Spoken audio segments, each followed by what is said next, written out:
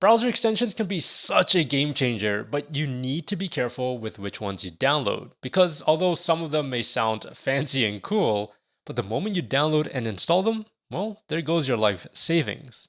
Well, not that dramatic, but actually, yeah. If you save your credentials in your web browser, you could be in trouble if you end up installing a malicious browser extension that has the capability to steal your credentials and cookies.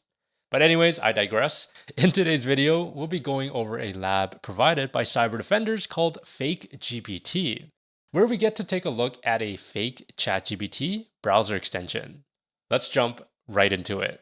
To get started with today's lab, you want to head over to cyberdefenders.org and sign up for an account if you haven't done so already. Once you're there, head over to your lab section, which is located at the top, and then you want to search for FakeGPT. This is the one that we want to select. And we'll go over the scenario. Your cybersecurity team has been alerted to suspicious activity on your organization's network. Several employees reported unusual behavior in their browsers after installing what they believed to be a helpful browser extension named ChatGPT. However, strange things started happening. Accounts were being compromised and sensitive information appeared to be leaking. Your task is to perform a thorough analysis of this extension. Looking at our tools of choice, we have EXT Analysis and CRX Viewer. We'll go ahead and click on Download Lab Files, and let's open that up. Extract it using the password of cyberdefenders.org. And let's take a look here.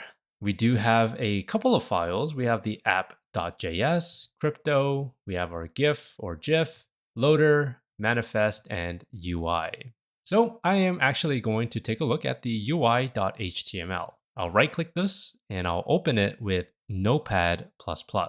Now you can open this up with the regular Notepad if you want, but for me, I'll just select Edit with Notepad++. And here we can see the contents within this file. It does say ChatGPT. Welcome to ChatGPT. This extension will help you generate text using AI. And it says here, note, beware of fake versions. Let's take a look at the next file, the manifest.json. And we can see the name of ChatGPT, an AI-powered assistant extension. And in the background, it will execute the following script, which is loader.js. And it also calls out the app.js. Now, taking a look at our extracted files, we have both the app and the loader as well. So why don't we take a look at the loader? Okay, let's start off with the function. First, we have our variable or var, where it's defining _0xabc1. Let's see. We do see a comment here that says, check if the browser is in a virtual environment. This is pretty cool. If it is, it will alert virtual environment detected, extension will disable itself. So this particular extension does have some kind of VM awareness tied to it. And this will only happen if the navigator.plugins.length is equal to 0, or if it matches this criteria, which is the user agent, or it appears to be the user agent. And if it's not within a virtual machine, then it would actually load the script where we see here, function load script. And it does a callback and loads the script app.js. This is probably where we can find some interesting information. So let's go ahead and open that up. Actually, since we're here, might as well take a look at the crypto.js. Calls a function, windows.cryptoutils, and we do get a super secret key, 123. So I'm going to copy this out because this could be one of the answers to our questions. Open up Notepad and paste that in, and it is using AES encryption. So AES, let's go ahead and open up our app.js. Okay, this is a lot more lengthier than the other ones that we saw, but we do get a fancy base 64 here. Let's go ahead and copy that out and decode it. I'll open up cyberchef.org and then paste in our base 64, decode it from base 64, and we see www.facebook.com. Copy that out, decoded base 64. And this actually lives under what is called a target. What that tells me is that this particular code within the app.js is targeting facebook.com. There is a submit form data, so user, email, and password. If somebody enters in their, now I'm going to say this right now, I am not the best at decoding things and walking through code because I simply just don't know how to code. But based off of this plain language, I'm assuming, or at least it makes sense to me, of what is happening. So I'll take this with a grain of salt. But anyways, if username and password was entered, again, assuming based off of this submit here, then exfiltrate both the username and password. Now, where does this exfiltrate to? That is the question that I have. There's also a add event listener key down where it also exfiltrates data of the keystroke. So anytime somebody enters in a key on their keyboard, for example, like ABC, then it would also exfiltrate that to wherever the server is. We have the function of exfiltrate credentials, username and password, the payload, and we have our encrypted payload here.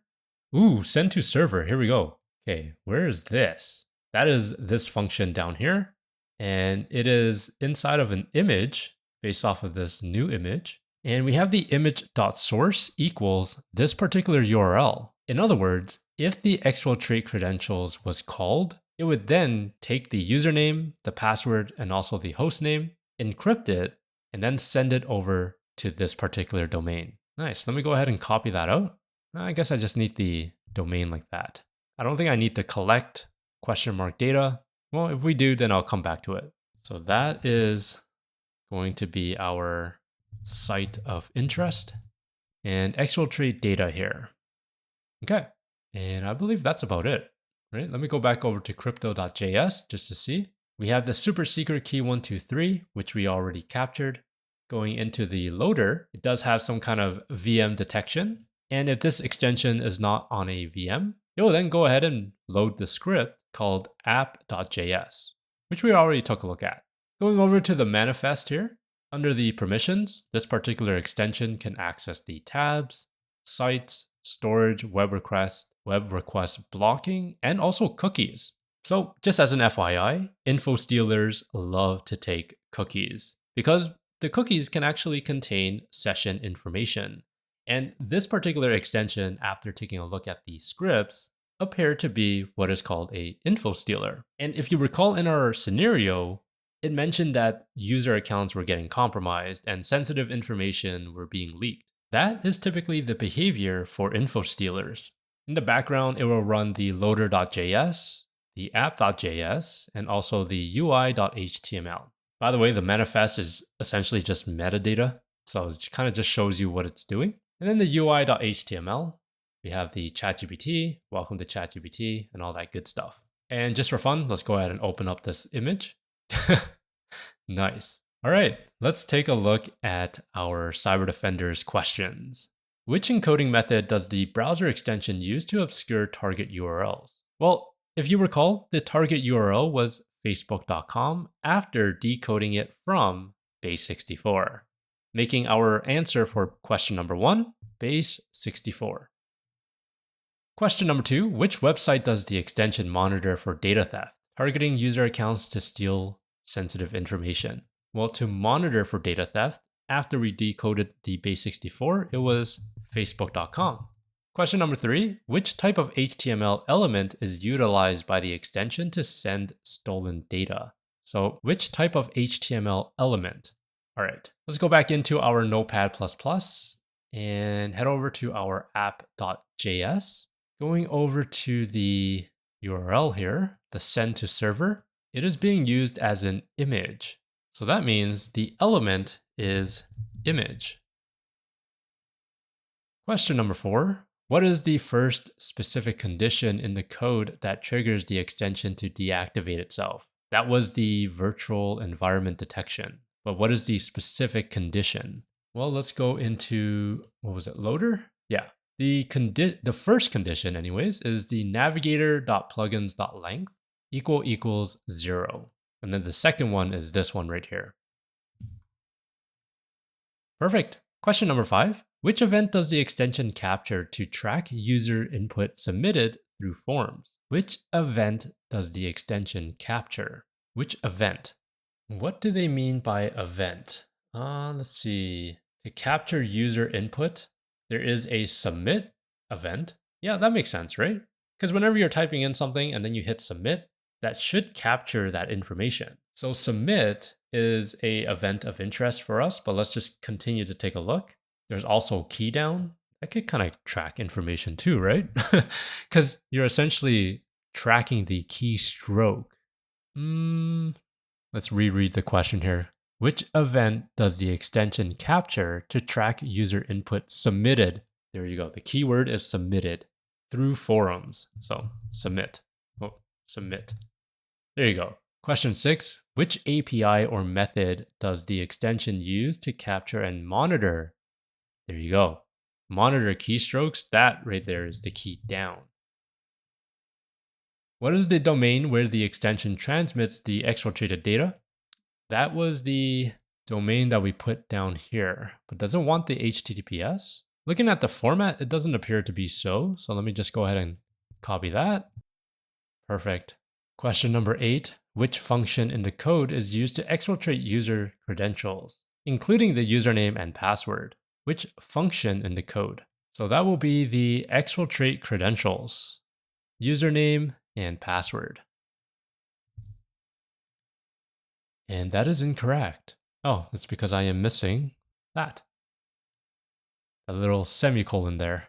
Question number 9. Which encryption algorithm is applied to secure the data before sending? That one we know. We saw it as AES.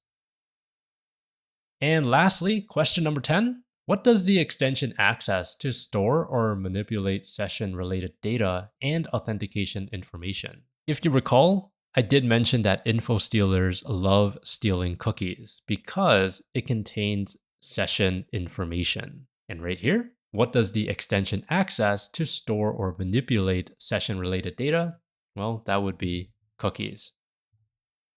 And just like that, we completed FakeGPT. Honestly, I wouldn't be surprised if folks out there downloaded a similar browser extension, because why not? AI is all the hype right now. It makes our lives easier and it can be used to bounce ideas off of. It's overall really great. But hopefully, by following along, you can immediately see the risks of installing a random browser extension, even if they claim to be verified. If you are interested in reading about an article where multiple browser extensions were compromised, I'll leave a link down below for you to check out. And that is it for the video, and I hope that you found that informative. If you did, let me know by hitting that like button and subscribe if you want to. Remember to stay curious and do things differently.